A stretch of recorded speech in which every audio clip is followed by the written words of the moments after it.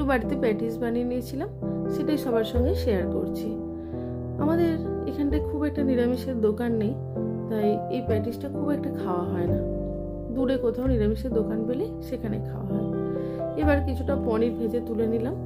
সেই তেলের মধ্যেই জিরে ফোড়ন দিয়ে একটু আদা বাটা আর কাঁচা লঙ্কা একটু থেতো করে দিলাম, বেটে নিইনি, একটু হামল দিস্তায় থেতো করে নিয়েছিলাম, সেটা দিয়ে দিলাম। এর গন্ধটা বেশ ভালো লাগে।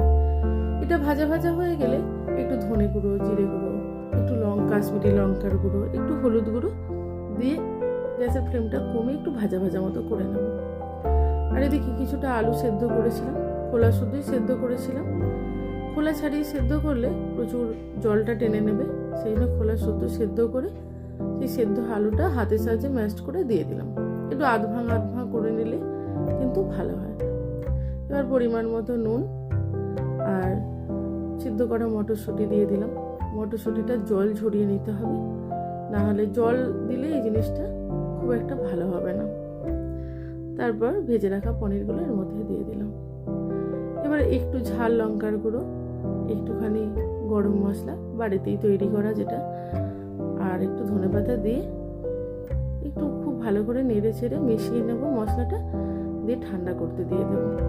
এবার ময়দা মেখে নিলাম।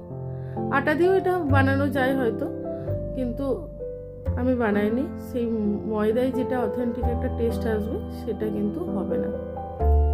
তারপর ভালো করে নুন আর তেল দিয়ে ময়াম দিলাম। ময়ামটা এমন হবে যেন মুঠো করলে মুঠোটা ভেঙে না যায়।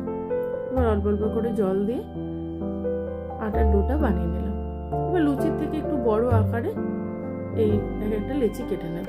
একটা ব্যাটার তৈরি করে নেব ময়দা আর তেল দিয়ে, যেটা ওই পার্টে পার্টে দিতে লাগবে, তাহলে প্যাটিসটা ফুলে ফুলে যাবে, খেতে বেশ ভালো লাগবে।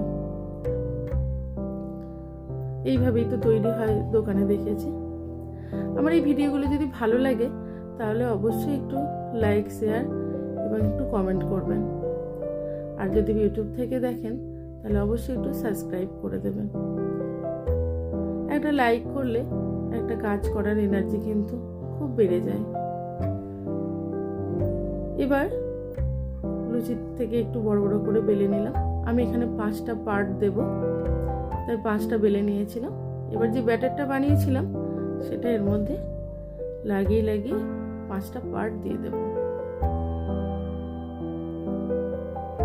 এখানে কিন্তু খুব কম করে দিলে এটা হবে না, একটু বেশি করে দিলে খুব একটা অসুবিধা নেই। এইটাই তো তেলের মধ্যে গিয়ে খুলে খুলে যাবে। তারপর আবারও একটু বড় করে, যতটা বড় করা যায় বড় করে বেলে নিলাম। এবার একটা চৌকো শেপ দেওয়ার জন্য চারপাশ একটু মুড়ে নেব, দিয়ে এবার বেলবো। যতটা সম্ভব বড় করা যায় বড় করে নেব। তারপর এই ছুরি দিয়ে চারপাশ কেটে নেব। এটা কিন্তু ভীষণ ইম্পর্টেন্ট।